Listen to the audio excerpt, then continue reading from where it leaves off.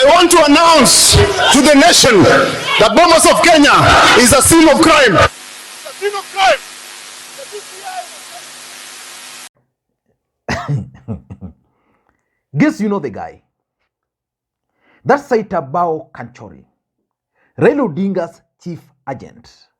And on that particular day, he declared the Bomas of Kenya scene of crime. Kanchori is now promising to expose the blunders and the people who made Raila Odinga not to be the 5th president of the Republic of Kenya.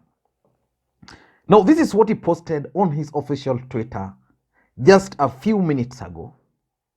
Coming soon, why Baba is not the 5th. All you need to know about the betrayal, deception, and intrigues that destroyed the hopes of a nation and broke the hearts of millions. Only the truth shall set us free. Traitors will be exposed. Stay tuned. Are you ready to stay tuned? Stay tuned. Are you ready for the expose? Your Excellency, kwa Kiswahili dakika moja, mimi jina yangu Saitabao kwa lugha ya Maa inamaanisha the person who delivers. That is what Saitabao means, the person who delivers. And I want to assure you, as I stand in the sacred grounds of Suswa, that I will deliver this seat. You are going to be at State House, Nairobi, on the 10th of August, 2022. Thank you very much. Now, over the weekend, I was meeting with some friends. Actually, we had attended a funeral somewhere in Ndewa. And one of the gentlemen who were present there was actually one of the people who were verifying the forms at the Bomas of Kenya. This guy told me something which shocked me. That they were busy verifying forms. And according to them, they believed the forms were from Azimio. Unknown to them, these forms never came from Azimio. So one gentleman, Rafael Tuju, came to Bomas of Kenya at some point. And he asked these guys, how is the verification going? Then they responded that the verification is going on well. Because they would receive forms, verify, certify, ensure that everything is entered, and then move to the next form. So when Rafael Tuju came and asked them, how is the verification going on well? Then he asked them, which forms are you verifying? What is the source of the forms you are verifying? They really didn't even know the source of the forms they were verifying. The guy told me, Rafael Tuju almost cried there, that they've been duped. Basically, these guys were verifying the forms which were coming from UDA, because Azimio did not have forms. They did not have their copy of forms from their agents.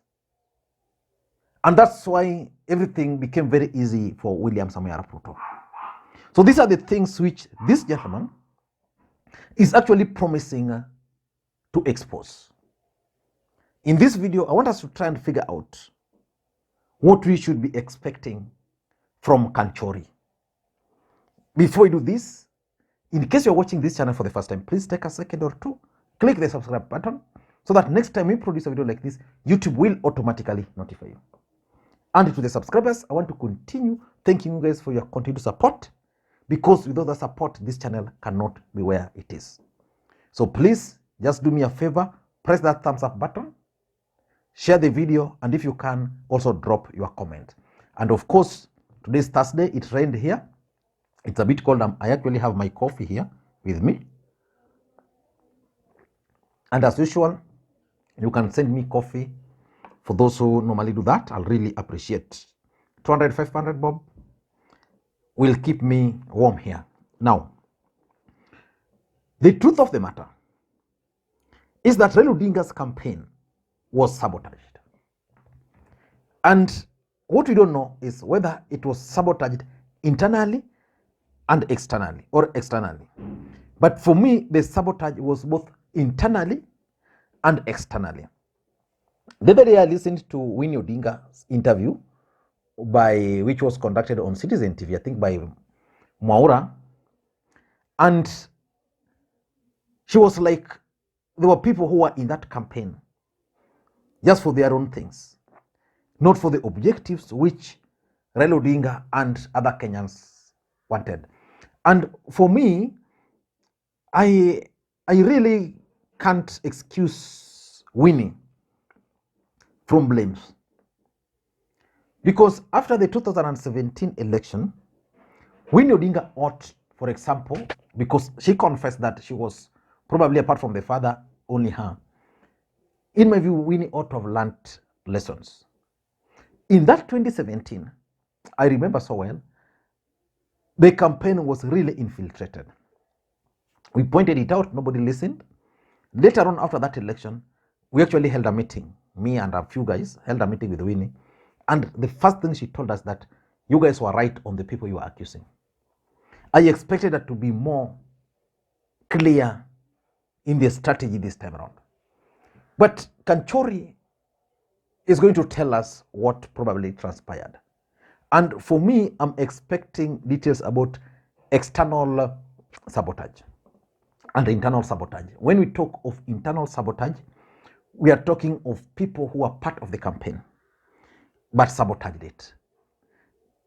There was this notion that Raila Odinga was easily going to become the president of the Republic of Kenya because of the deep state. And I kept on asking myself, why were certain things going the way they were going?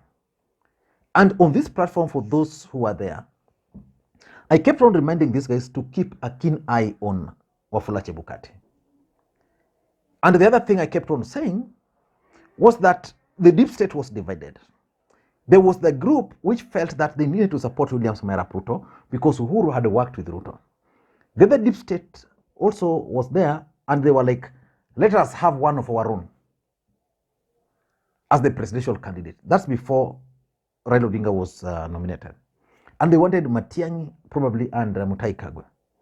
Then there was a group which really was pushing for a compromise candidate, Mudavadi for that matter. And that's why when Mudavadi was not nominated, he left. Then there was the third group which was pushing for Raila Odinga because they believed that Raila Odinga would easily win. So that group faced up three other groups. So the three other groups were not really keen on Raila Odinga. So when you talk of internal sabotage, you are talking of probably the deep state from Uhuru Kenyatta side. Because for me, as much as most people blame Uhuru Kenyatta, for me, Uhuru Kenyatta really delivered for Raila Odinga. Uhuru Kenyatta provided that conducive environment which Raila Odinga needed. But the campaign was messed up. Then also when we talk of internal sabotage, we can talk of people who are in Raila Odinga's side. But they were there just for the sake of being there, or probably they were there just to sabotage Raila Odinga. You can talk of people who were probably in Jubilee, but because Uhuru was supporting Raila, they were there, but really they were not keen on the campaign. You would talk of people in ODM who were compromised. You know, in politics, everything. A friend of mine here called Gordon Odira, he always tells me that everybody in this world has a price. So there were people who had the prices. And also there were people who were in the campaign, not for anything, but to make money. And they are known. So at the end of the day, for them, if money came to do this, they would do this. If money came to do this, they would do this. Someone was also telling me that, for example, Raila Odinga campaign was so disorganized, and you don't even know who was responsible for what. You couldn't tell. There were like 10 secretariats, each doing almost the same thing. Such that someone was telling me, I get a lot of interesting fact. Someone was telling me that when Wafula Chebukati went to meet Rafael Tuju to negotiate, and Rafael Tuju went to Raila. And Rafael Tuju shared this with Raila, and Raila was like, okay, for me, let the people decide. Then someone, again, who is not told you, also went to Chebukati. So Chebukati received close to like different people, 5 of them, negotiating for the same thing. Then it was like, who do we deal with? The same to even the Supreme Court. There was no clear path. Well, Ruto had a clear path. If you wanted to do this, you'd get this here, you'd get this here. For Raila, everybody, Winnie had his team. There was the team of Junet. There was the team of the Secretariat led by Mayo. There was that other team, Orange House. There was that Capitol Hill. There was that team managed from State House, which was based around the State House. No, everything was just confused. So we are talking of betrayal. We are talking of deception. These are what we are expecting. There are people who deceived Raila Odinga. Like, for example, who was deceiving Raila Odinga that everything was well during tallying? Who was deceiving him? Because it's like someone told Raila that you are winning. He kept on assuring them, we are winning. Who was this person? What was his role? Then there's also the traitors. People who are just there for money. People who are just there, Raila Odinga's campaign was one which was easily penetrated. William Ruto would simply send the people, seem to be working hard. They are incorporated into the secretariat. Then they'll just be supplying him with information. Someone was telling me that the deep state was highly suspicious of the activities of Monica Joma. Yeah? And that, you have Monica Joma, who is sympathetic to Ruto, in a meeting of the deep state. You discuss everything. You end the meeting. Everything is related to Ruto. You come up with a strategy.